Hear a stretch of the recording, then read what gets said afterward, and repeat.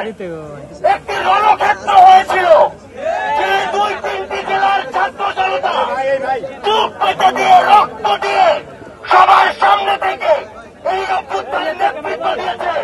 তাদের মধ্যে একটি জেলা হচ্ছে গাজীপুর। এই অভ্যুত্থানের যারা সহযোদ্ধা, তারা তখনও জীবন দিতে প্রস্তুত ছিল, এখনো জীবন দিতে প্রস্তুত আছে।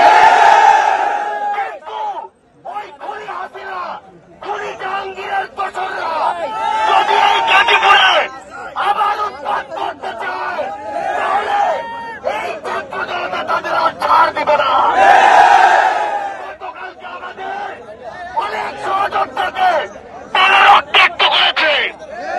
আমাদের সহযোদ্ধাদের তারা জীবন নাশের হুমকি দিয়েছে।